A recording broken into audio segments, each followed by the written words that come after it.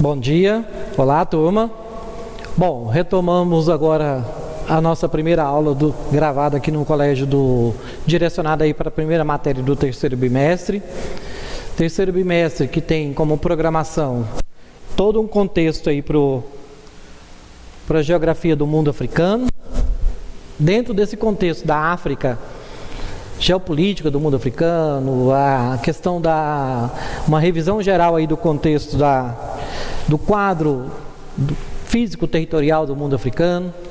Claro que a gente vai fazer algumas retomadas que dizem respeito ao que vocês já fizeram de estudo mais detalhado aí ao longo do ensino fundamental, e até mesmo já tiveram alguns estudos pontuais aí com relação a alguns contextos africanos aí no primeiro ano do ensino médio. E para nós aqui no terceiro ano, a gente vai fazer alguns recortes e fazer uma revisão geral de tudo isso. Principais aspectos físicos, territoriais, ambientais e econômicos, políticos, religiosos e culturais do mundo africano. Principais aspectos, porque diz respeito a um continente que tem um contexto muito heterogêneo, uma diversidade muito grande, formada aí por mais de 50 países, né? Mas que tem uma interferência de uma reorganização, seja ela política, territorial, econômica, e que vem, de certa forma, ao longo de décadas, interferindo até mesmo na composição política e formação do povo brasileiro. Aqui para nós, nesse primeiro momento, a gente faz uma retomada do que representa esse continente em termos de localização geográfica mesmo. Quando vocês são, de certa forma, questionados para fazer uma análise de localização geográfica de um continente como este, que tem uma dimensão territorial enorme, né? Que tem um contexto sócio-histórico de influência do velho mundo, né? Compondo aí, junto com a Europa, junto com a Ásia, todo esse contexto de formação do velho mundo inicialmente, né? Dos impérios antigos, nós temos hoje o continente africano limitado aqui a norte, com o mar Mediterrâneo, com o mundo europeu, tendo como pontos estratégicos aqui o canal de integração do mar Mediterrâneo com o mar Vermelho, o canal de Suez.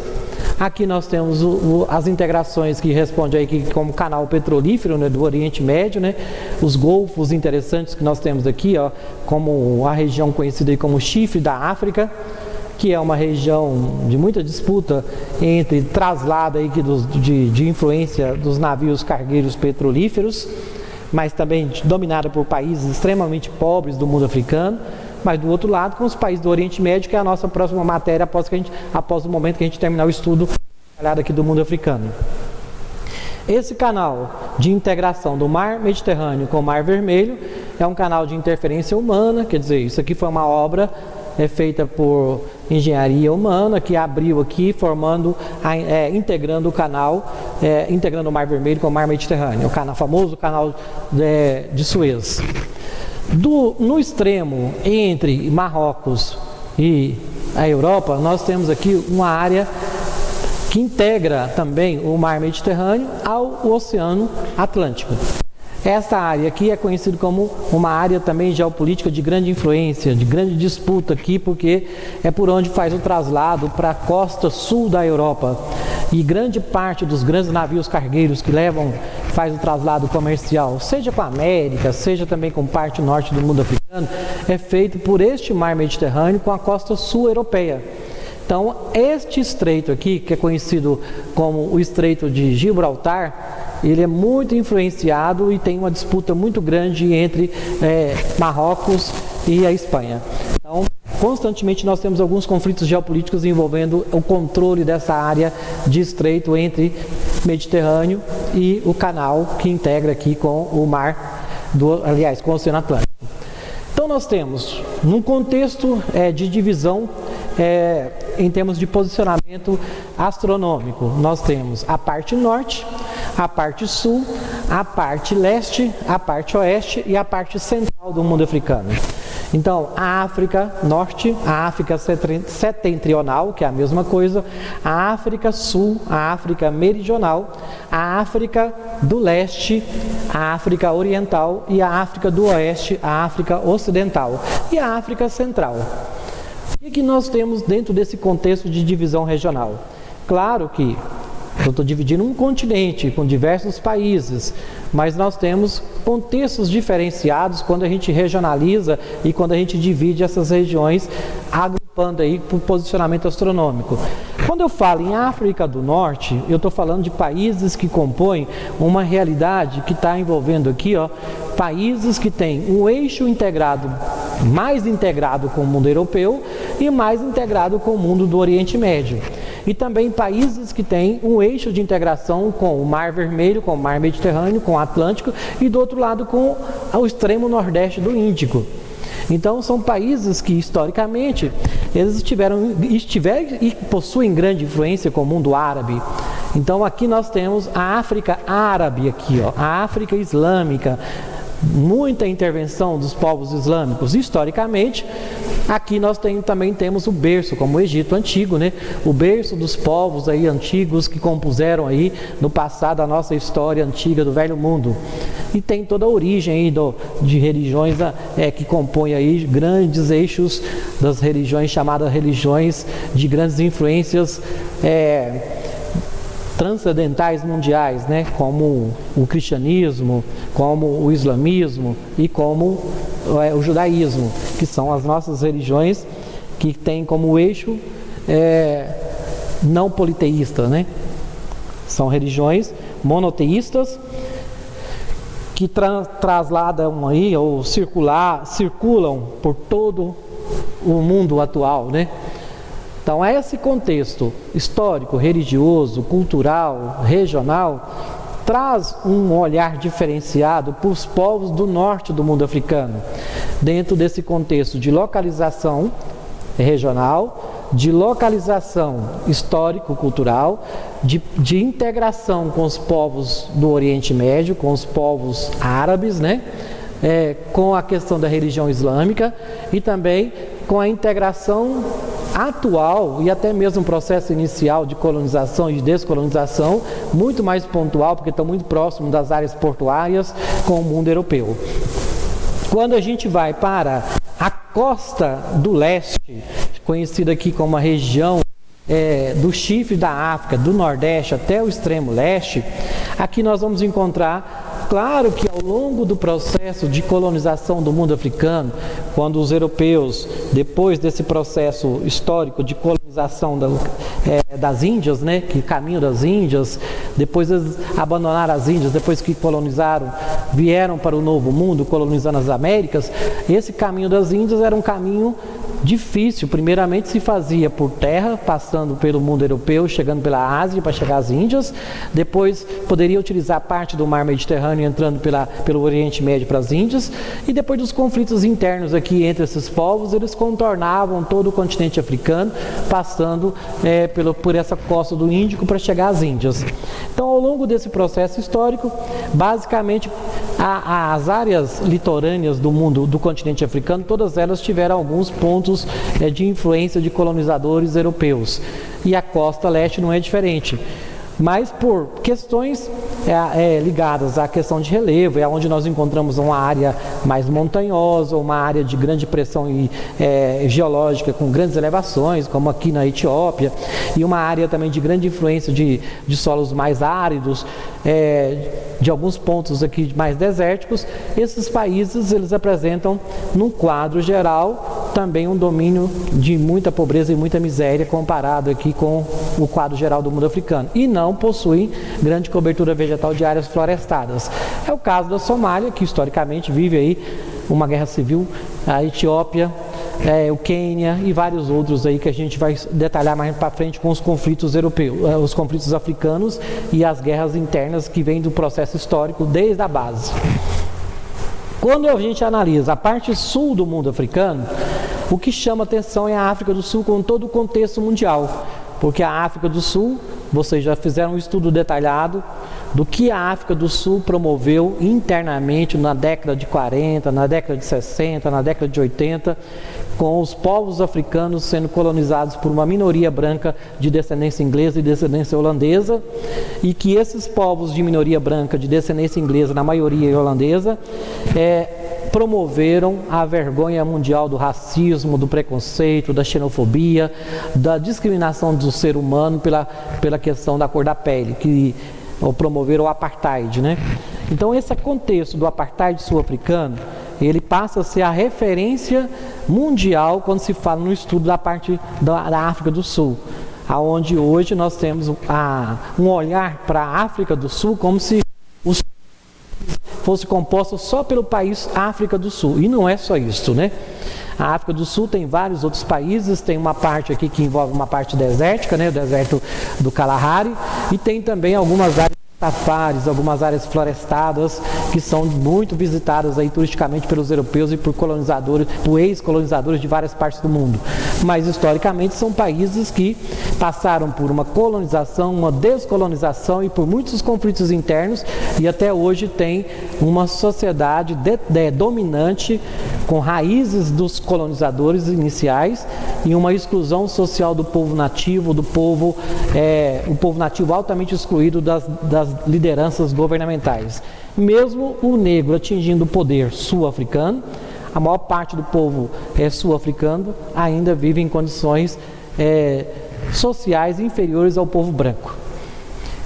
Quando a gente analisa a parte da costa oeste do mundo africano, eu vou analisar alguns países que tiveram maior influência com a América de maneira geral. Por quê? Porque é natural, porque corresponde à parte de maior acesso via Atlântico ao Brasil, via Atlântico à América de maneira geral. Quando a vergonha mundial europeia implantou o processo de busca dos irmãos africanos para serem escravizados nas colônias da América, grande parte desses que vieram para o Brasil foram retirados dessas colônias europeias que estavam nessa costa oeste. Inclusive alguns que foram colonizados por portugueses que têm língua hoje oficial portuguesa. Aí tem Angola, tem Moçambique, o próprio Guiné, Guiné-Bissau e vários outros, né? Guiné, Guiné-Bissau. A parte desses povos que compõem a costa oeste hoje, por questões internas e por diversidades internas também entre os povos que compõem várias etnias, durante esse projeto de exploração no processo para serem escravizados na América, que gerou totalmente uma desestruturação completa dos seus grandes líderes, das suas tribos, e depois a descolonização, depois os interesses europeus diversos com a partilha. Hoje a maioria deles vivem em condições de reconstrução e em condições de pobreza e tentando se reconstruir hoje, século XXI, né? Quando eu vou para a costa da divisa, eu vou pegar aqui o oeste com o norte, né, que seria o noroeste, eu já tenho aqui entre Mauritânia, Marrocos, a própria Argélia, né? Eu já tenho alguns países aqui que são conhecidos aí, que alguns utilizam até o termo África branca, que a gente não usa isso mais e nem deve usar na geografia, porque isso não existe, né? É a África com influência dos povos orientais, a África com influência dos povos árabes. Mas, de maneira geral, eu não tenho povo ariano ou povo de descendência ariana aqui, totalmente como tem aqui na África do Sul com os povos de descendência holandesa e inglesa. Aqui nós temos o povo que tem influência ligado principalmente aos povos do Oriente Médio. Claro que eu vou ter uma organização mas eu tenho também o domínio de países que logo após a descolonização foram dominados por e que por décadas um regime ditatorial, um regime de exploração da maior parte do povo, de exploração da maior parte do povo, que geraram recentemente alguns movimentos pró-liberdade, que a gente vai discutir mais na frente, que seriam os elementos que geraram o movimento da Primavera Árabe. Então, nesse contexto geral, nós começamos a falar do mundo africano com este mapinha, desse contexto que representa os países. O que é que nós vamos falar desse mundo africano para vocês nesse contexto de terceiro bimestre inicial? Vamos ver de uma forma mais detalhada agora o que representa esse país, esse bloco continental, né? O continente africano localiza-se em sua grande parte entre o Trópico de Câncer e Capricórnio, também atravessado pela linha do Equador. O clima predominante é o equatorial, né? A floresta nós temos entre a parte equatorial e tropical, e temos também o clima temperado, que tem aí na parte sul, algumas influências localizadas. Claro que quando eu vou analisar dentro desse contexto, eu tenho uma faixa da linha equatorial que influencia o clima local, só que não é o equatorial semelhante ao nosso equatorial da Amazônia brasileira. E por quê? Porque eu tenho aqui o deserto do Saara, tem a influência de uma área desértica que responde por uma área superior ao território brasileiro. O Brasil tem pouco mais de 8 milhões de quilômetros quadrados e o deserto do Saara, que compõe grande parte desses países do norte, tem mais de 9 milhões de quilômetros quadrados. E é onde nós temos esse clima que nós conhecemos como clima desértico. E após esse desértico, na linha equatorial, eu tenho as áreas de florestas que vão corresponder a esse clima equatorial, após a área desértica. A área saariana, que a gente conhece aí como subsaariana. Subsaariana, clima equatorial tropical, e as áreas sul com influências de massas que vêm do extremo sul do planeta, que vêm das áreas polares, da Antártida, predomina aí o clima temperado, como é o caso da África do Sul. Continente por 54 países independentes, né? Os limites territoriais que eu falei para vocês, né? O mar Mediterrâneo ao norte, o Oceano Índico a leste, o Oceano Atlântico a oeste, confluência dos oceanos Atlântico e Sul.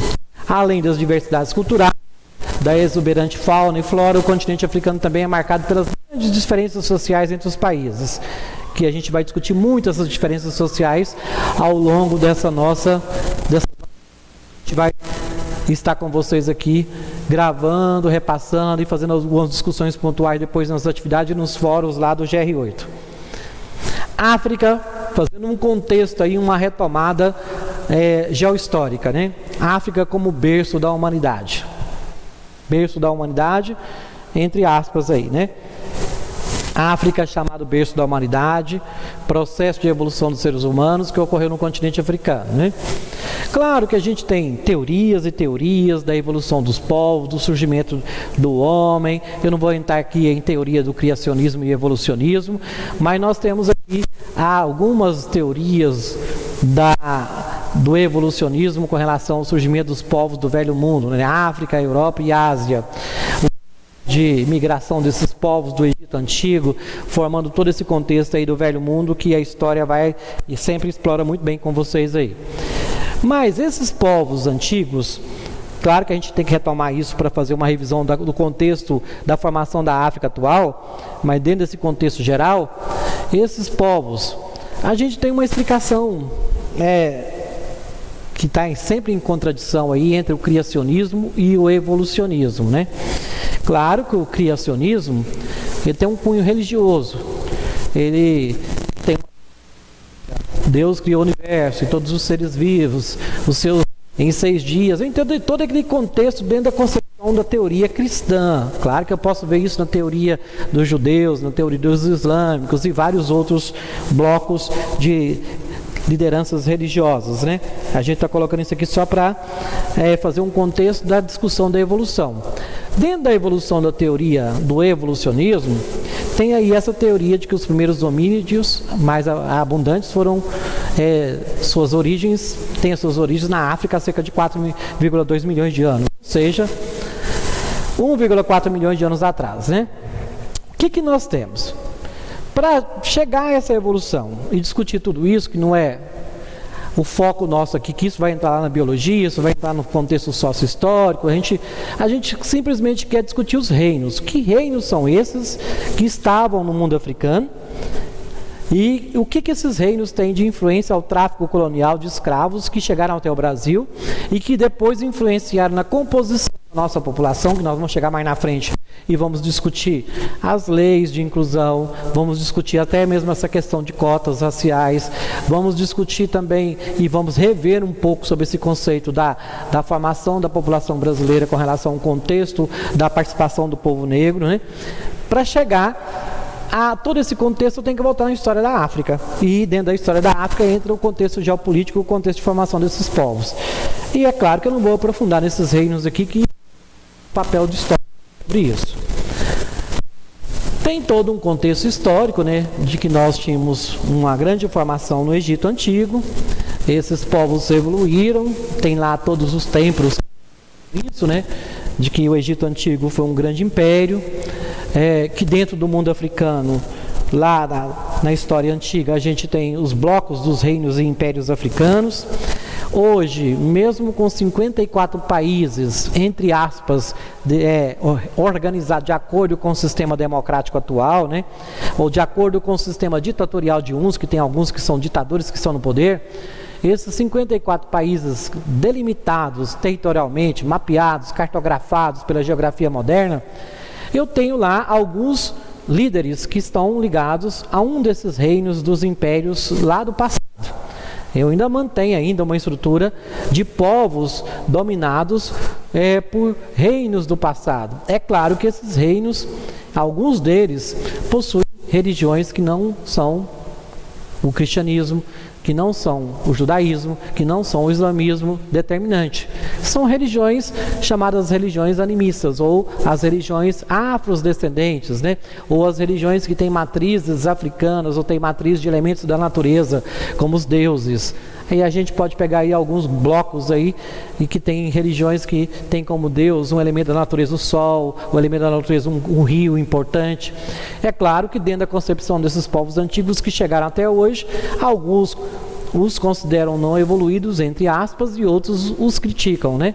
Mas nós estamos analisando um contexto de povos que têm uma realidade diferenciada e que a gente está dentro de uma organização do século XXI ocidental, que tem um domínio de religiões ocidentais e que, de certa forma, aqui é o berço de uma diversidade étnica, cultural, religiosa, e tem um contexto de organização política que ainda está se formatando dentro do contexto da democracia moderna. A maior parte desses países ainda estão no processo de transição para uma democracia. A democracia não se consolida de uma forma tão quanto aconteceu na maior parte dos países que compõem até o velho mundo hoje. Então esses reinos, eles são importantes para a gente fazer uma análise, né? Por exemplo, quando eu vou analisar os povos que compunham o povo do Congo, o povo de Ruanda, o povo de Luanda, o povo que compõe o Zimbábue, o Sofala, né, a Etiópia. É claro que quando você chega num grupo que está aqui compondo o Brasil, que você vai lá visitar e fazer turismo, conhece até aqui mesmo o local, você vai buscar as origens desses povos que compõem aqui o grupo negro que está no Brasil, eles têm lá as origens deles, dos avós, dos bisavós, dos antepassados deles, que falam, o meu povo é de Lunda, o meu povo é Congo, o meu povo é Ruanda, meu povo veio de Mali, né? Cada um deles tem as suas origens, né? Como eu falo, meu povo é mineiro, meu povo veio de Minas, né? Eu tenho minhas origens lá em Minas, lá no entorno de Brá. Essas são as origens desses povos que foram, de certa forma, seus antepassados foram forçados foram migrados de forma forçada, que chama migração por escravidão, né? Retiraram suas origens desses grandes impérios e forçados a virem para a América como elemento de escravidão humana, né? Então, por isso que a gente tem essas origens e tem que discutir essas origens dos impérios africanos para entender que muitos deles vieram para o Brasil e muitos deles estão aqui com alguns laços culturais e religiosos desses impérios que compunham a África lá no século XVIII, lá no século XIX. Na sequência, eu coloco aqui para vocês, mais ou menos só para fazer uma revisão, do que nós tivemos de entrada de povos irmãos africanos com relação a esses tráficos, período de tráfico de escravos para as Américas, dessa vergonha que foi implantada aí pelos colonizadores europeus com relação às colônias na América. E aí nós temos aqui a entrada para o Brasil, com foco em Salvador, né, em Olinda, no Rio de Janeiro, em São Luís, e que quando vocês circulam por essas cidades, ou circulam por esses pontos de unidades territoriais brasileiras, vocês vão perceber que é onde nós temos realmente uma composição do grupo negro mais forte na composição da população local. Aí vocês vão perceber que o grupo que está aqui veio de Benguela, tem origens lá. Se veio de Benguela, também entrou no Rio de Janeiro e entrou em Salvador. Mas eu também tenho grupos de origens aqui que vieram lá de Moçambique, Mombasa. Eu tenho grupos também que vieram para o Brasil de Cabo Verde. Eu tenho grupos que vieram de São Jorge da Mina. Eu tenho grupos que vieram da Costa dos Escravos, Quer dizer, você vai fazer um estudo de origem. Quem faz isso são o pessoal que trabalha com história, aí, quem trabalha com historiografia, quem faz voltado para a questão dessas áreas dos grupos de aborígenes ligados à questão do estudo afrodescendente, né? Todo esse contexto, mas isso é importante para nós, para entender a influência da África na composição da população brasileira, da origem até o contexto atual. E depois a influência também nos laços econômicos, nos laços linguísticos, nas trocas diversas que nós temos aí. Na sequência, nós temos o traslado de um mapeamento aí que foi feito e vem sendo feito há muitos anos, né, entre esse bloco de trocas entre as relações desse período de entrada de irmãos africanos no Brasil, sendo Pernambuco, Bahia e Rio de Janeiro como portal de entrada. Claro que não ficaram só aqui, né? Todo o contexto da cultura canavieira, todo o contexto da cultura da mão de obra escravocrata foi disperso por todo o litoral brasileiro e chegamos até alguns pontos centrais aí no ciclo do sertão. É o caso nosso com a exploração da mineração, né? Por isso que a gente tem algumas entradas aqui também do povo, dos nossos irmãos afrodescendentes. Na sequência, a gente tem as rotas. A rota de Moçambique, a rota de Angola, a rota da Mina e a rota de Guiné. Então, basicamente, a gente sabe que nós tivemos influência desses povos, dessas origens, que hoje são os povos que mais mantêm parceria com o Brasil. E aí nós temos as trocas hoje, dentro desse acordo Brasil e África, acordo de parceria, principalmente com esses irmãos que ofereceram, de uma forma forçada, né, essa parceria na composição da população brasileira atual. As religiões que compõem o mundo africano hoje. Por que a gente tem que voltar às religiões? Porque a religião é um dos elementos chaves que, de certa forma, instigam também alguns conflitos internos e, gradativamente, a gente tem alguns conflitos que, infelizmente, acabam sendo apimentados pelas ideologias religiosas, pelas disputas de interesses religiosos ou de interesses religiosos agrupados a interesses políticos, né?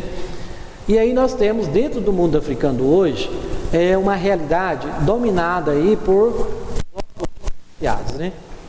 Hoje, eu tenho esse contexto no mundo inteiro, né? Quando você analisa a proporção de católicos no mundo caiu nos últimos anos, ok. Mas o cristianismo, o catolicismo, ou o grupo evangélico, né? Seja ele o cristianismo católico ou o cristianismo evangélico, ainda mantém, dentro desse contexto do velho mundo, dentro desse contexto das origens do velho mundo, as maiores áreas de influência do mundo. O islamismo ampliou. Aí eu volto lá para a África, que é o nosso ponto de estudo hoje. Parte da Ásia,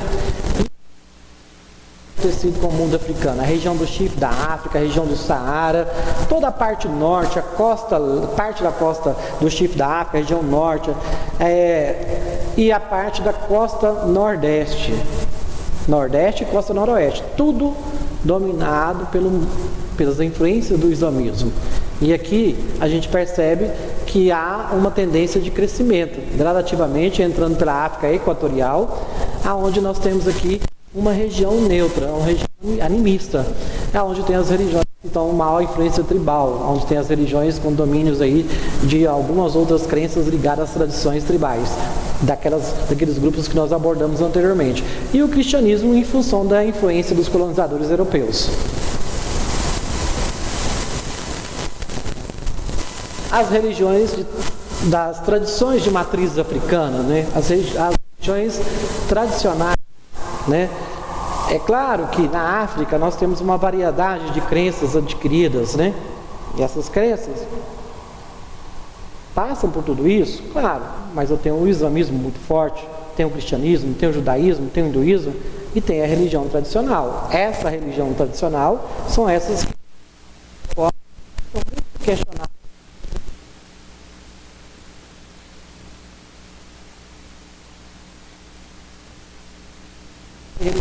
único e religiões que, de certa forma, têm lá uma escritura sagrada. determinados, seja lá pelo Alcorão, ou pela Bíblia Sagrada, né? Ou pelo, no caso aqui, o judaísmo pela Torá. Aqui as religiões tribais seguem as tradições do líder, né? Segue as tradições das pessoas mais experientes, segue as tradições daqueles que são, de certa forma, os líderes mais experientes. É uma tradição de transmissão oral, de um para outro, de um líder para outro, dos mais velhos para os mais jovens, principalmente na África Central. Voltando novamente ao quadro, né? Mostrando que o cristianismo também tem influência em grande parte na África Equatorial, mas isso também influenciado pelas religiões tradicionais, que isso aqui tem muita mistura das religiões tradicionais, mas o cristianismo e o islamismo dominando a parte norte da África. Na sequência, o retrato do povo, da influência desse povo negro no Brasil.